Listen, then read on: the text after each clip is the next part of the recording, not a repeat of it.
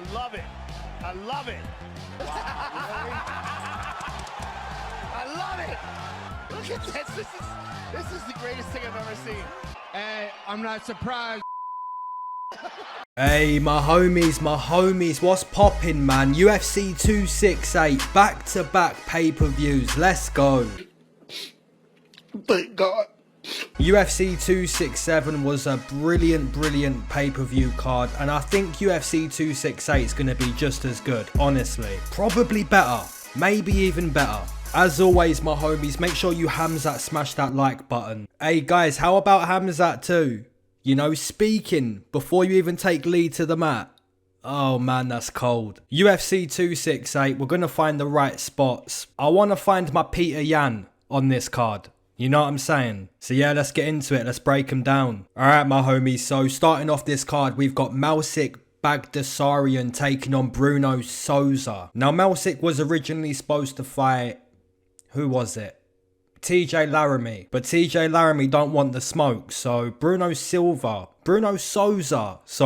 stepping in. Now, when I see that he's fighting Bruno Souza, I said to myself, who is this guy? But then I realised, when I was doing tape for Amir Khani taking on Camur, Bruno Souza fought Camur. So I've already seen a bit of tape and I've just watched a little bit more just to refresh my memory. Bruno Souza has this karate style. You know, he's a kicker.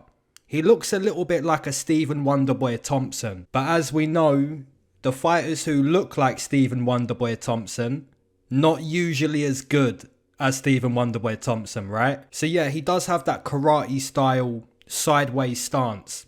But Melsik Baghdasaryan is a nasty Muay Thai striker. You know, you look at what Melsik done in his UFC debut. Super nasty. So ultimately, what you've got here is Melsik, who's a kicker. He has got some good boxing, but ultimately, you know, he's a kicker. Bruno Souza, the same thing, you know, he's a kicker. It's not Muay Thai style though, it's more karate style. I do believe Melsik is the better boxer. I believe he's the better kicker. Not too sure about the grappling in this one. But as far as the striking goes in this matchup, I'm leaning way more towards the Muay Thai of Melsik Baghdasaryan. I was going to pick him against TJ Laramie. Now he's got a better striker in Bruno Souza, but still a winnable fight. So I'm going to start this one with the Muay Thai pick. And I do believe he maybe gets a finish too. TKO stoppage. Yeah, my numbers on this one, I'm going to put Melsik at least a -250. And the actual numbers, we've got Melsik -250. And there's only one book that has the numbers at the moment. So yeah, -250 from one book. You know, I would kind of imagine that most of the books open up the line on Melsik around that -250. You know, he's a brilliant kicker. Bruno Souza is a good kicker, but nowhere near as powerful as Melsik. So yeah, to start this one, I'm going to predict the Muay Thai striker gets a stoppage. Alright, moving into Phil Hawes taking on Chris Curtis. Guys, in some ways, this matchup is arguably more difficult than Deron Winn. You know, Chris Curtis kind of putting these guys away. But here's the problem. Phil Hawes is really good. He's a good wrestler. He's got knockout power. The cardio is pretty good too. You know, you look at what he done to Kyle Dorcas. You know, he obliterated him in that last round. How many people expected Phil Hawes to be just, you know, torching Kyle Dorcas in that last round? The decision was +500 that night too, which is crazy. But yeah, like I said, guys, this one, in some aspects, it's more difficult than Deron Winn. I don't think Deron Winn has the same type of ground and pound or the knockout power that Chris Curtis has. But I do believe Phil Hawes can match Chris Curtis and maybe outclass Chris Curtis. You know, Ray Cooper really laid out Chris a couple years ago. And I think it might happen again here. So I'm going to take Phil Hawes via TKO. I wouldn't go as far to say it's a lock. Like 100% Phil Hawes is going to get this TKO. He's going to just walk in there and dismantle Chris Curtis. Yeah, I wouldn't go as far to say that, but like I said, Phil Hawes pretty good. 3-0 inside the UFC. You know, he obliterated Jacob Malkoun. He done some nice work grappling against Nassourdine Imavov. And like I said, you know, against Kyle Dorcas in that last round. Really shows me what Phil Hawes is all about. So yeah, man, for me, I'm going to stick with the UFC tested fighter in Phil Hawes. And I'll take him to get a TKO. My numbers, I'm going to be a little bit respectful to Chris Curtis. I'm going to put Phil Hawes minus 200. Against Deron Win, you know, you could go minus 300 and more. Potentially capping that fight. But like I said, this one is a little bit more difficult. But what do the bookies say? The bookies say Phil Hawes minus 350, minus 300. Yeah, I think they're trying to make you pay some tax on that one. Same with the Russians that have just gone.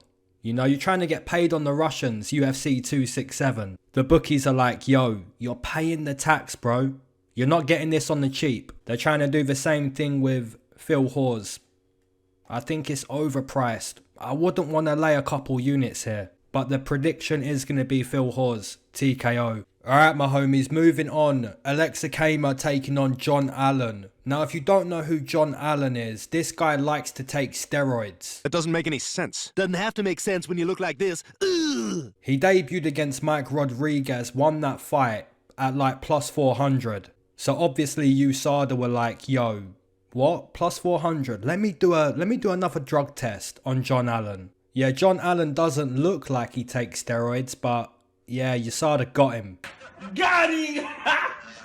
Got him! His most recent fight against Roman Dolidze was a pretty close fight. Maybe some picograms or pictograms, whatever you call it, still in the system of John Allan. Pictograms and picograms, see that? But if we're looking at the skill set of John Allan, you know, the forward pressure is pretty okay. The grappling, he tried a couple Kimura sweeps or even an ankle lock against Roman Dolidze. So if Aleksa Camur does choose to grapple, if he takes down John Allan, I think the jiu-jitsu of John might be a problem. Aleksa Camur is the teammate of Stipe Miocic, had a nice UFC debut against Justin Ledet, but he dropped the ball a couple times. You know, most recently against Nick Negumereanu. And he was a big favourite in that fight, somehow. Yeah, in my opinion, guys, this one's a pick'em. I'm not super confident in Aleksa Camur. I'm not super confident in John the Juicer. It's a pick'em. And to be honest, both guys need to win. You know, John Allan hasn't got a win in the UFC, unless you count the UFC debut. I'm going to side with the pressure, the forward pressure of John the Juicer. And like I say, it's a pick'em, so I'm not going to be laying any money on this one. I don't trust Aleksa Camur. I don't trust John Allan. But as far as making a pick for anyone that cares about this matchup, I believe John Allan with the pressure, maybe he can break Aleksa Camur. I'm going to put both of these guys minus 110. You've got Aleksa Camur minus 120, minus 130. John Allan plus 100. You know, that is perfect. It's perfect. How can you be confident on Aleksa Camur? How can you be confident on John Allan? You can't. You can't be. So don't lay down a lot of money unless you're confident. I mean, if you're confident on this one, leave the comment. Tell me why you're confident. But what I'm seeing is an inexperienced Aleksa Camur who's had 8 pro fights. And he looks like he's had 8 pro fights. The reason why he slowed down against Nick Negumereanu, he's just throwing heat. It doesn't look like pad work when he strikes. You know, he's looking for that KO punch, ultimately using a lot of energy and slowing down. So if you use a lot of energy here and you slow down and John Allan's the aggressor, you know what I'm saying? It's a difficult one to predict. My prediction though, guys, I'm going to side with pictogram, John Allan. Alright guys, John Villante taking on Chris Barnett. Ain't nobody got time for that. Guys, if you said to me, what is the one matchup on this card that doesn't deserve to be on this card? This is it. Honestly, you couldn't pay me. You could not pay me to bet on this fight. Villante just, man, I don't even know what to say. Against Maurice Green, he was doing good, but got choked out from the bottom. You know, he didn't tap because that choke was legit. He tapped because he was tired. Then you get given arguably one of the most beatable heavyweights ever at this point in Jake Collier, and you just look horrible I'm sorry to put it harshly, but he did. Honestly, guys, I think Villante loses matchups that he's supposed to win, and he's probably going to win fights where you're expecting him to lose. You know what I'm saying? Yeah, this matchup, man, kind of stressful, to be honest. And my prediction is going to be even more stressful. I'm going to stick with Jean Villante. If Chris Barnett goes in there and shows us, look, Villante shouldn't be inside the UFC octagon, I'm not going to be shocked. Yeah, my number's -110. But what do the bookies say? Villante +110. Chris Barnett -120. You know, you're better off going down the road and doing a lottery. You know what I'm saying? There's no way I'm betting this. No way. Alright, we've got CJ Vergara taking on Ode Osbourne. This one's a decent scrap. Highly decent scrap. So for anyone that doesn't know CJ, you didn't catch the Contender Series. Man, CJ kinda has this Masvidal style to him. You know, got that Masvidal vibe. You know, on the Contender Series where they speak about their background, why they fight, all of that good stuff, right? If you listen to CJ on the Contender, his promo was like, man, when I was in school, I had this fight club where all of his friends used to come round to his back garden, or backyard if you're American, right? Come round to his yard and they would all scrap each other. You know, it's like a fight club. But then his parents realised, you know, CJ's fighting these kids. And that's when he told his parents, look, you've got to put me into a gym or I'm going to keep fighting. I'm going to keep Fight Club. So yeah, guys, CJ has this Masvidal backyard scrappy style. You know, he's a dog. And if you look at the Contender Series performance, you can see exactly that. You know, he's looking to stay in the face of the opponent. Good forward pressure, looking to box. You know, complete obliteration on the Contender Series. Now, Ode Osbourne, man, kind of confusing to be honest. He debuted at 135, then he went up to 145, and then his last fight was at 125. So I'm not sure what Ode Osbourne is doing with his weight. So yeah, a little bit confusing with Ode Osbourne. Is he a featherweight? Is he a bantamweight? Is he a flyweight? I don't know. But Manel Kopp, you know, kind of hit him with a nasty, nasty flying knee in his last fight. Yeah, to be honest, guys, I think this is a really decent fight. I don't see this one leaving round one. I think there's going to be violence. You know, CJ, like I said, has that Masvidal, I want to scrap type vibe. Yeah, really good scrap, guys. I'm going to take the Contender Series guy, CJ Vergara. You know, if CJ can keep that same type of pressure that he was keeping on the Contender, then, you know, I see violence. Round one, I can see violence. My prediction's going to be CJ Vergara. Yeah, my numbers though, guys, I'm going to keep them close. I'd put CJ -150. And we've got CJ +120, +130. You know, that's kind of surprising, to be honest. I was expecting CJ to be the favourite in this one. Feeling good about that one too. Alright guys, moving into Jordan Williams taking on Garry. Now this one's a pretty decent scrap too, to be honest. Alright, so Garry has been doing some nice work over at Cage Warriors. He completely obliterated Rostem Akman. And if you don't know who Rostem Akman is, I know most of you guys do because we watch UFC week in, week out. But if you don't know who Rostem Akman is, this man is arguably one of the hairiest fighters ever. I was going to show you guys a close-up of how hairy Rostem Akman is, but then I realised nobody wants to see that, you know what I mean? But yeah, Garry, man, doing some nice work at Cage Warriors, getting the head kick finishes. So when you look at the technical side of this matchup, when you're trying to find who's more technical, I believe the answer is Garry. Jordan Williams, 0 wins, 2 losses inside the UFC. He did knock out Gregory Rodriguez on the Contender Series, but if you look at his UFC career, you know, 0-2. It's not going too well for Jordan Williams. Man, the only way I can see Jordan Williams winning this matchup, in my opinion, he's got to knock out Garry. Because like I said, man, if you're looking at who's more technical, who's going to win this fight when it comes to putting together combinations, landing the significant strikes, I believe it's Garry. So if you've got a matchup where you want to make a prediction because one guy is more technical, I think the only way I'm going to be wrong in this one is if Jordan Williams can just find a Hail Mary KO. So yeah, that's going to be my prediction. I'm going to take Garry to get a nice debut win against Jordan Williams. And I believe Jordan Williams is the guy that has diabetes, so doesn't cut a lot of weight, and his cardio not usually too good. Just because Jordan Williams has that knockout chance, I'm going to put Garry around -200. If Jordan Williams didn't possess big knockout power, I'd maybe put that line a little bit higher. And the actual numbers, you've got Garry -350 up to -400. Like, don't get me wrong, Garry is the more technical guy. He's more likely to win a decision.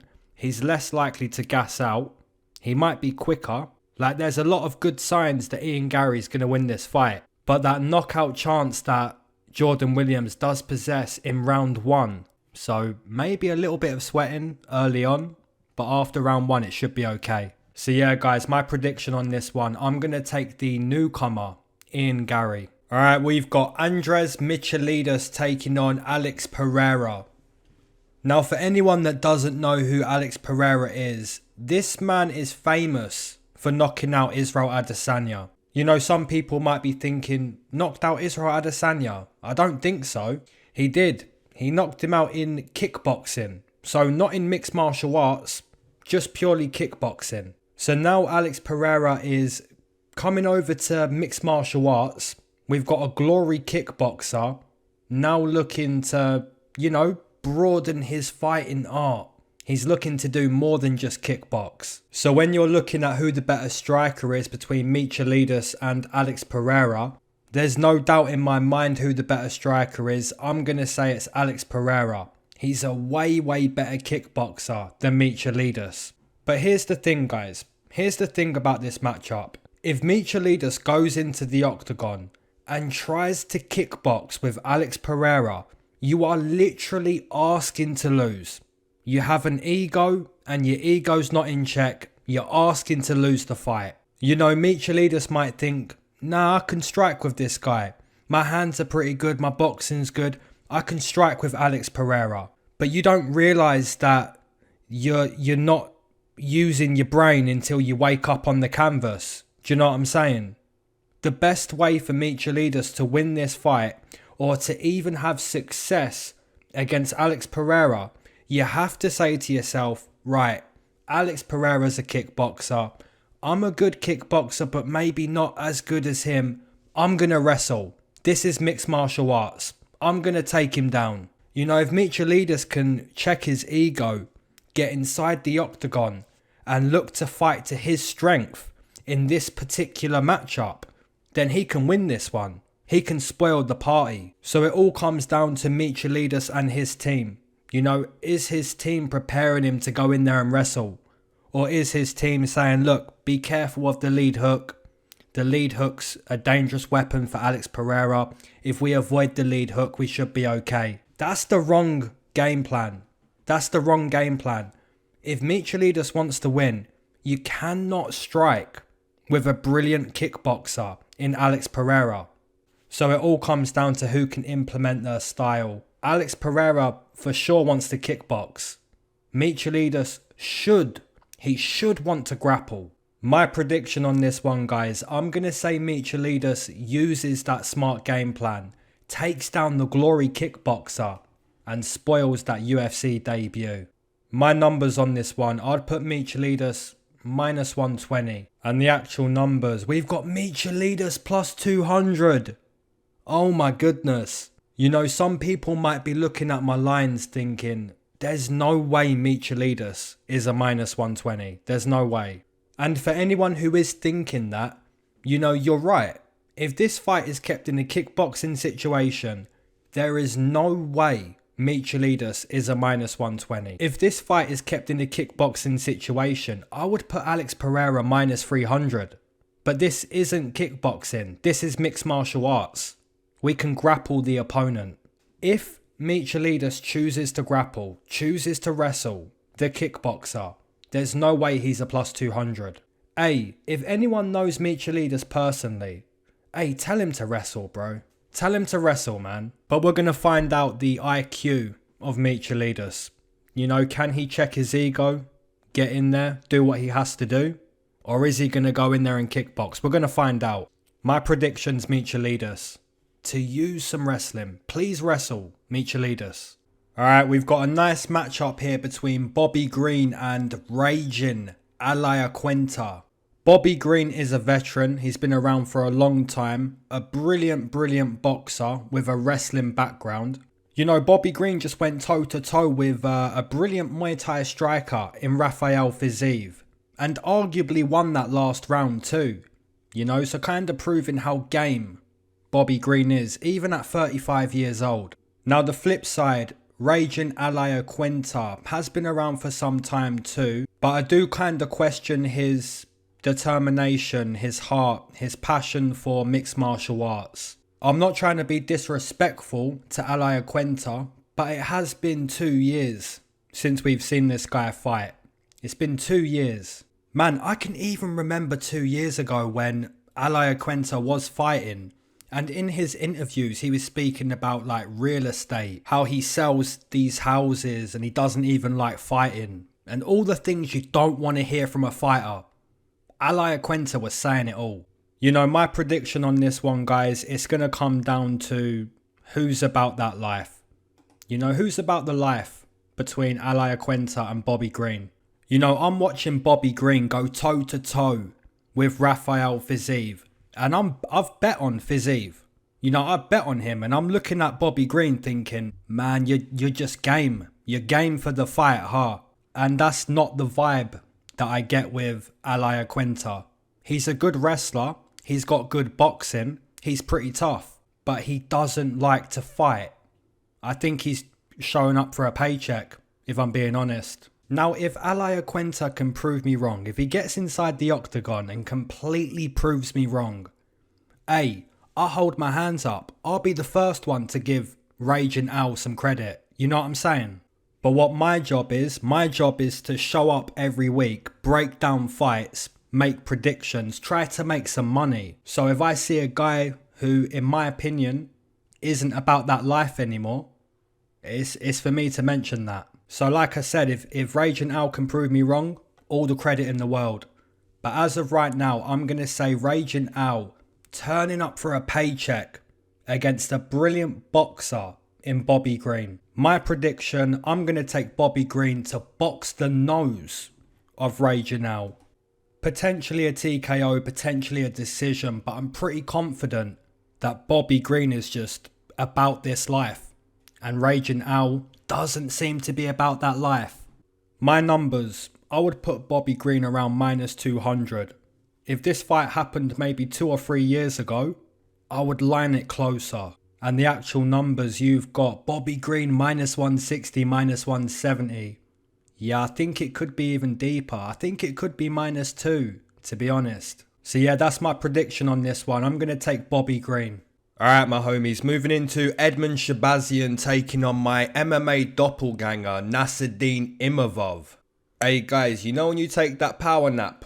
You gotta take the power nap because the weed gets you too much. Yeah, one of those ones. Alright, let's break this one down. So Edmen Shahbazyan, the golden boy. There is a problem with this guy. You know, the problem is after round 1, his cardio is no bueno. You know, you look at what Derek Brunson done. You know, complete obliteration outside of round 1. You look at what Jack Hermansson done. Complete obliteration outside of round 1. But if you notice with Derek Brunson and Jack Hermansson, they're both grappling Edmen to the mat. Nassourdine Imavov might take advantage of Edmen's cardio, but I don't think he's going to take down Edmen. You know, this one's just a really good fight. Nassourdine is a sniper. Edmen Shahbazyan can take your head clean off. You know, it's a pick'em really, in my opinion. But of course, I'm going to side with my mixed martial arts doppelganger. I'm going to take Nassourdine Imavov to take advantage of the cardio of Edmen Shahbazyan. Pick him apart from a distance, specifically in round 2 and round 3. It's a good fight though. Yeah, my numbers on this one, guys. I'm going to put Nassourdine minus 140, minus 150. And we've got Nassourdine minus 130 up to minus 150. So yeah, man, Nassourdine should be the favourite. And Edmen is going to slow down outside of round 1.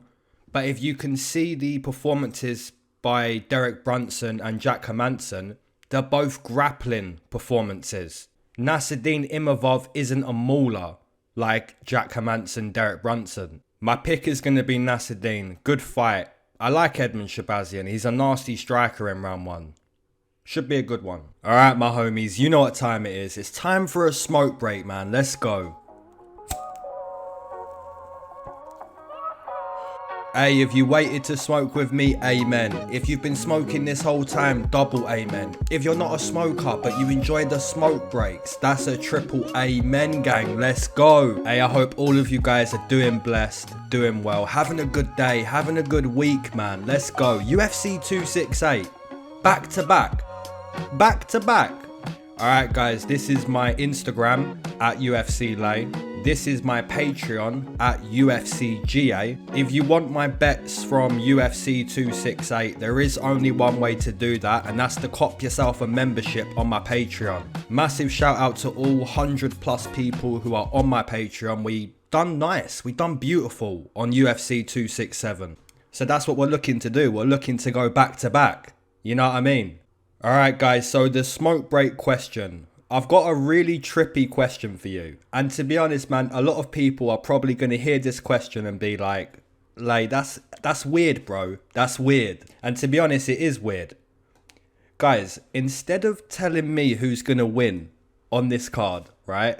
Instead of telling me who you think's going to win, tell me in the comment section who is going to 100% lose. How about that? You know, so you're telling me who's going to win. It's the same thing. But instead of telling me like, yo, I think Justin Gaethje's going to win, or yo, I think Usman's going to win, I want to see comments down below like, yo, 100% this fighter does not win.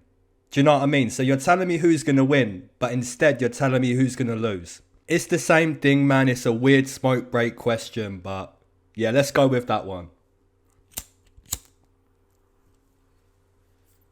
Man, the comment section is going to be funny. Like, if anyone's turning up to this video, like turning up to my channel for the first time, they're going to go to the comment section and be like, why is everyone saying this person's going to lose and this person? Why not just say who's going to win?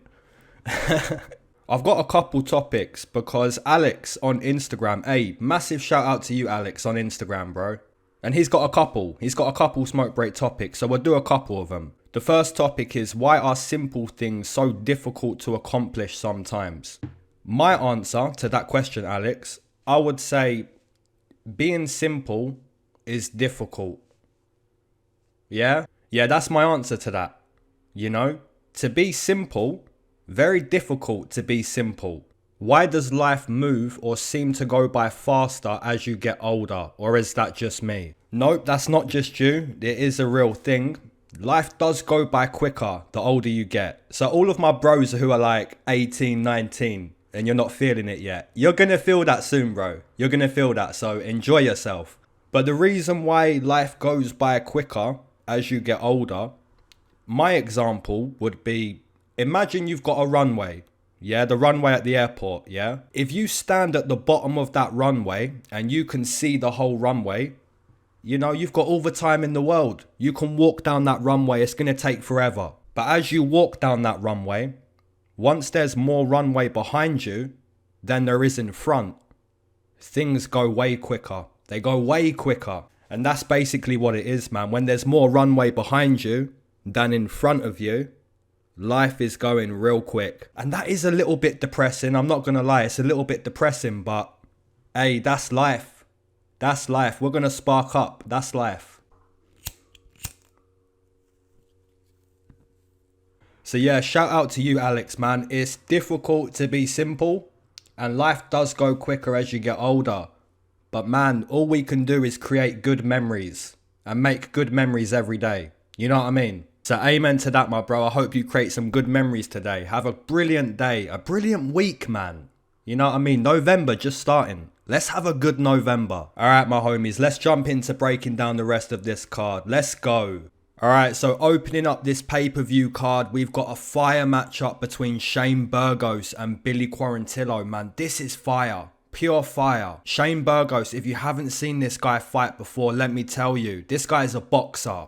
A really, really good boxer too. You know, Shane Burgos can fire that 1-2. He can fire the jab as quick as you like, you know. Really, really high level boxing. You know, he kind of got obliterated a little bit by Edson Barboza, but only by one shot. You know, that fight was like a good fight. It was close.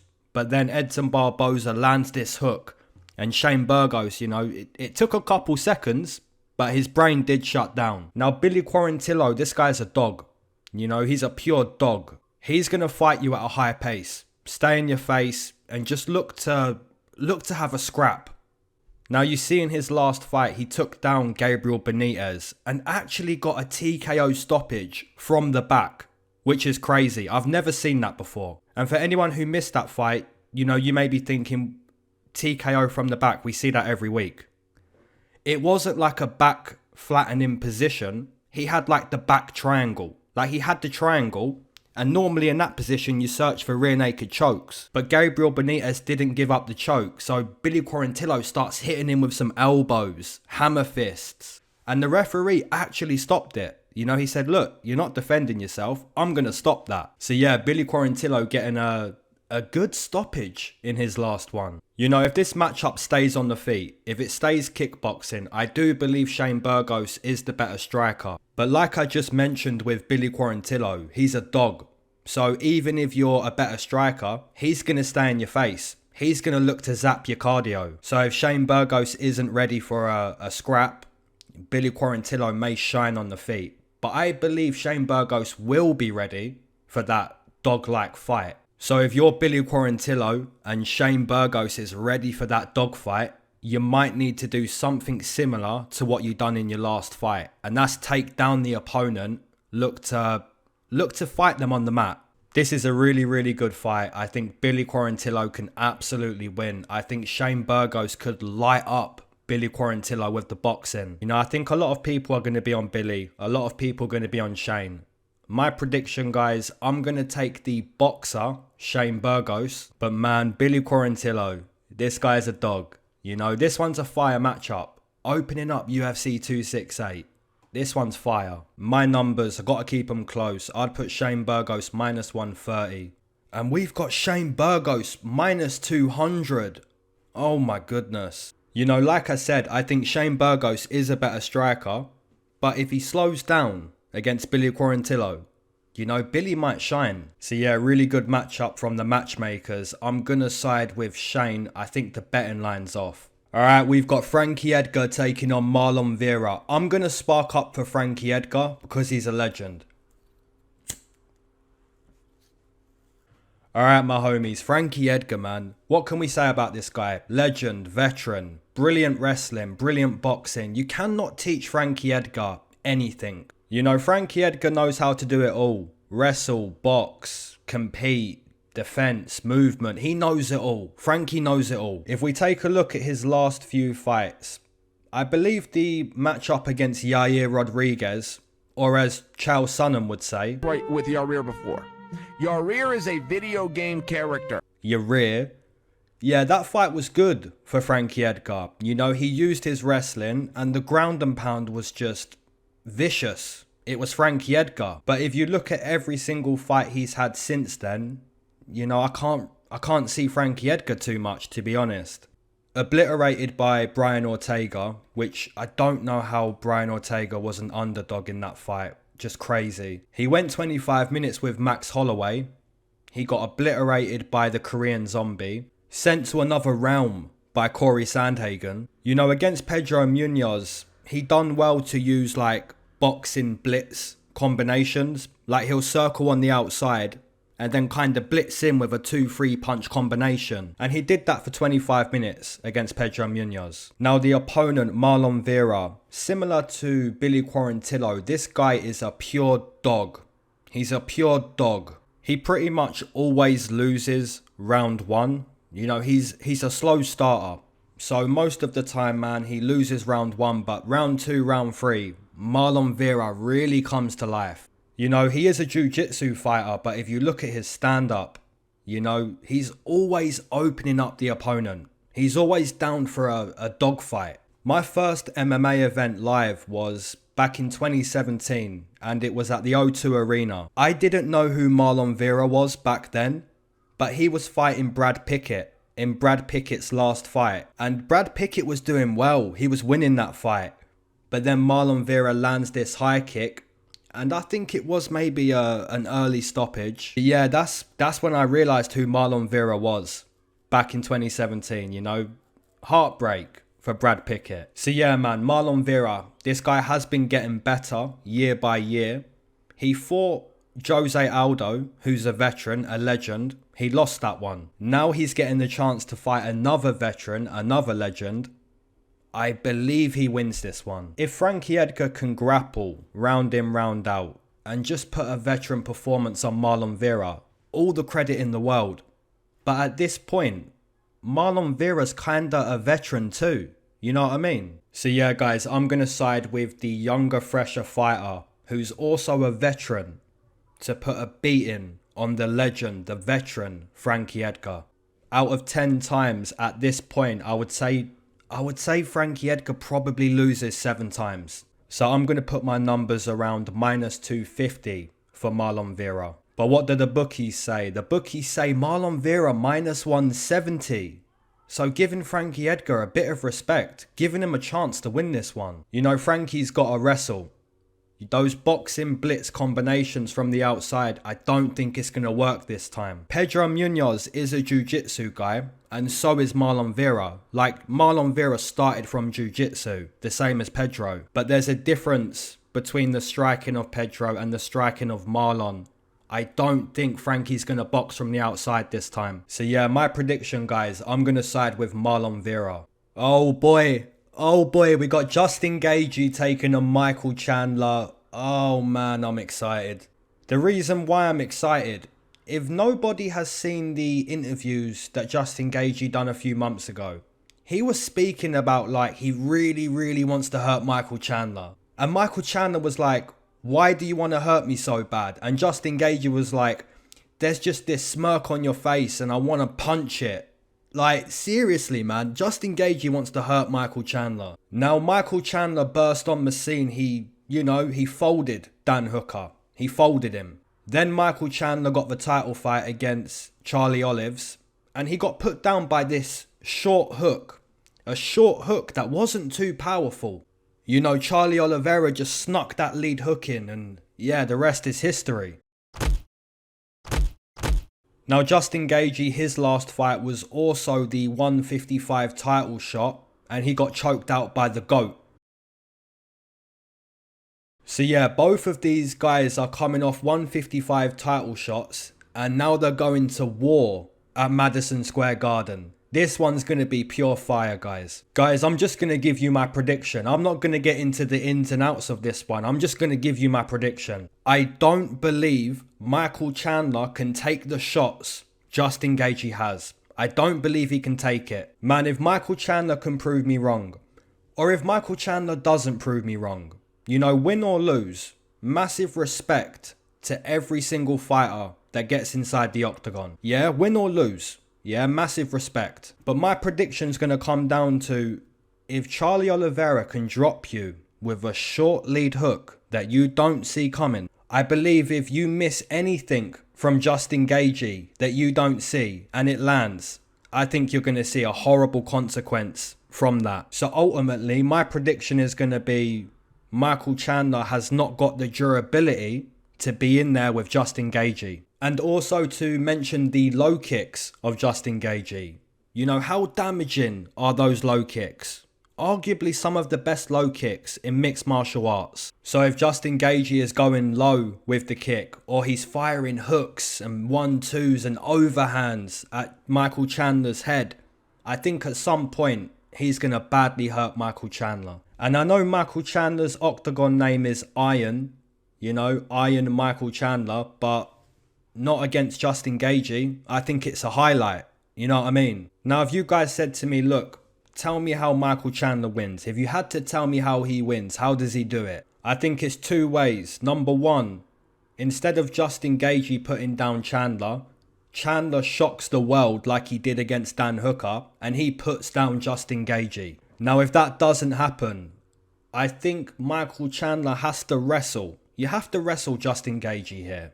You don't want to be in a dogfight, because if that dogfight does happen where, you know, the whole crowd is going crazy and Justin Gaethje's throwing, Michael Chandler's throwing, I think it's going to be a highlight. So yeah, guys, my prediction is going to be the highlight, Justin Gaethje, to get that TKO stoppage. My numbers on this one, I would put Justin Gaethje at least a -200. And the bookies have -170, -180, -190, -200 on Justin Gaethje. Yeah, I just can't see Michael Chandler taking those shots. I just can't see it. And that's ultimately why I'm going to take the highlight, to get a highlight. Let's go, Justin Gaethje. Alright, my homies, we've got the co-main event, Rose Namajunas taking on Weili Zhang. Now, we know what happened with the first one. We know what happened. I said with my breakdown on that fight, if Rose Namajunas is gonna win, she has to shock the world. That's exactly what she done, man. She shocked the world. She loves to shock the world, man. She loves to do that. Rose is a brilliant mixed martial artist, one of the best boxers, one of the best kickers, a brilliant grappler. If you look at the well-rounded game that Rose has, you know, one of the best female mixed martial artists on the planet, without a doubt. So can she go in there again, raise that lead leg high, and catch Weili Zhang? Can she do it again? Can she shock the world again? The answer to that question, 100% yes. Rose Namajunas can do it again. And guys, how special was that win? How special was that TKO? You know, normally when you drop someone with a head kick, it's the rear leg. But Rose Namajunas just raised the lead leg. And yeah, man, the rest is history. If you guys said to me who's the better striker, I would say it's Rose. But not in terms of who can put who out with power. You know, Rose is more technical. You know, she wants it clean. She doesn't want the fight dirty. So let's assume that this fight does leave round 1. It does leave round 2. If we get into those championship rounds, man, I think the chances of Rose Namajunas winning, it kind of diminishes. Especially against such a powerful striker in Weili Zhang. It's not to say that Rose can't win a decision, because she did against Joanna in the rematch. But Joanna isn't, you know, she isn't punching holes through people's heads. She's not got the same type of power that Weili Zhang has. If you guys look at the rematch between Rose Namajunas and Jessica Andrade, man, if there was one more round, maybe even one more minute, Jessica Andrade was going to win that fight. And I had a bet on Rose, you know, so I'm glad it was a 3-round fight. I'm glad she won that rematch. But you could see the tide was starting to turn. And what I mean by that is the fight was becoming more dirty. It was less technical and more of a dogfight. If this matchup becomes dirty, if it becomes a brawl, you know, I think Weili Zhang is going to put down Rose Namajunas. I think she's going to put her down. But inside those first 10 minutes, the technicality of Rose Namajunas, it might be a problem again. It might be a problem. Ultimately, guys, I believe this is the type of fight that has to be appreciated. You know, when you think of the best female matchups in mixed martial arts, this is one of them. This is one of them. Who am I to say that Rose Namajunas isn't going to shock the world again? Who am I to say that Weili Zhang can't fight a better fight this time, where she isn't tricked by Rose Namajunas, where she isn't beaten by the technicality? You know, this is right up there. This fight is literally as good as the main event. There's basically 2 main events on this card. Guys, my prediction for the first fight was Weili Zhang. And Rose Namajunas did exactly what I said she would have to do if she won. And that was shock the world. I'm going to say this. If Rose Namajunas wants to win this fight, she's got to shock the world again. My prediction is Weili Zhang. I'm going to take Weili Zhang to get into round 3, round 4, round 5. If she can get into those rounds, it becomes less technical and more about who's willing to take the shots. Who's willing to go a little bit further to win this strap. And I think when the technicality goes down, Weili Zhang's going to be willing to go further. And that's not a knock on Rose Namajunas, because Rose Namajunas is a brilliant mixed martial artist. But I think she's brilliant when she's fighting her type of fight. Her type of fight is technical. It's not a dogfight. So whoever can make the fight better for them, that's going to be the winner. I'm going to say Weili Zhang, but I'm so excited to see this fight. You've got to keep the numbers close. I'm going to put Weili Zhang minus 130. Rose Namajunas plus 100. And you've basically got both of these girls minus 110. You know, spot on, man. 50-50. There's going to be 50% of people laying money on Rose, 50% laying money on Zhang. Man, I cannot wait for this co-main event. I'm going to stick with my original prediction, Weili Zhang. Alright, my homies, UFC 268, the main event, the rematch. Camur Usman taking on Colby Covington. Hey guys, if you've enjoyed my breakdown, go ahead, Hamzat, smash the like button, subscribe if you haven't already. Alright man, Usman taking on Colby. Usman is arguably one of the most dominant fighters we've ever seen. You know, early on in his career, he was kind of looked at as a boring fighter, in all honesty. But if you look at what he's been doing recently, you know, he did break the jaw of Colby. And then he, you know, that power jab, the power jab against Burns, insane. And then he baptized. He baptized the baptizer. Who does that? Usman does that. So if you're looking at, has Usman improved since the first fight against Colby? I think the answer has to be yes. The striking has got even better. The cardio has always been great. The wrestling is brilliant. The IQ is really good. Usman is one of the most dominant fighters in the UFC. Now on the flip side, Colby Covington has brilliant cardio. If you're looking at who's got better cardio between Usman and Colby, I don't think you can pick. I really don't. You know, both of these guys have brilliant cardio, so there's no point trying to find, you know, this guy can go a little bit harder in round 4. There's no point. The cardio is great. The wrestling of Colby, it's great. So where is the difference? You know, where is the difference in this one? I believe the difference has to be the striking. The striking of Usman is more prolific.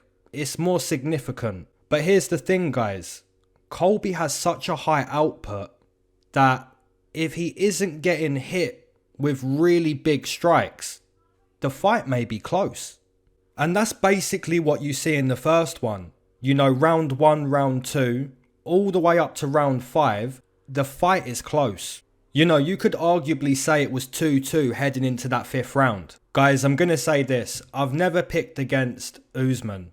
He's made me money in every single one of his fights. Leon Edwards, Warley Alves, Sean Strickland, Emil Meek, Damian Maia, RDA, Tyron Woodley. And he was an underdog against Tyron Woodley.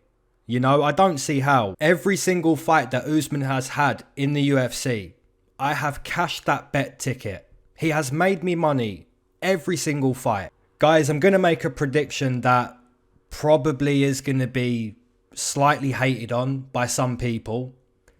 I'm going to take Colby Covington to win the rematch. The reason why I'm going to pick against Usman for the first time ever is purely because if the fight is close again, if we've got a 2-2 heading into round 5, you know, it can happen. The judges might give this one to Colby. Now on the flip side, if Usman can show us, look, my striking has got that much better, and I'm not even going to let it get to round 5. I'm going to break this guy's jaw round 1, round 2. If Camur Usman can do that, then all the credit in the world. And I haven't even got a bet on Colby. You know, I'm still deciding, should I play that half unit or a unit on Colby? Because you know he's going to be the underdog. Camur Usman is 15-0 inside the UFC. And I've bet on him every single fight. He's cashed for me. He's made a lot of money for me, man. So if I make that first pick against him and it's wrong, and he can go 2-0 against Colby, I don't mind, man. It's cool. I don't mind. I'm not looking to exploit this main event to make money. So as a fan, I can just sit back and enjoy this one. I'm going to enjoy this one. First time round, I had a bet on Usman and I was sweating. I was sweating into round 5. And at that point, I believe Colby's jaw was broken, so I was just screaming for straight shots. Just straight shots. And thankfully, Usman done that. You know, he started popping the jab out there. And then, you know, later on after that jab down the middle against Colby, he's doing it against Burns. So Usman has brilliant striking, and he might need that against Colby, because Colby's going to do the same thing. He's going to have a high output, and he's going to look to make the rounds. Who won that round? I don't know. It was close. That's what Colby's going to try to do. I'm picking against Usman for the first time ever. I'm going to take Colby to shock the world. Now, if you said to me, alright, you're picking Colby, but out of 10 times, how many times does Usman win? I would say it's 6 times, maybe 7. You could put it 6 to 7 times out of 10. So between minus 150 up to like minus 220, that's what I'd price Usman at. But that doesn't mean that Colby can't prove that he can win the fight. If he's got it close going into round 5, don't be shocked. The bookies have Camur Usman minus 300. They know Usman is an extremely dominant champion, and that's why they're making you pay if you want to make money on Usman. On the flip side, you've got Colby plus 250. I'm sure a lot of people are going to sprinkle that. Alright, my homies, make sure you drop down your underdogs, your main event prediction, your co-main event prediction, which is also a main event. Keep your eyes to the sky, never glued to your shoes. Mac Miller. Alright, peace.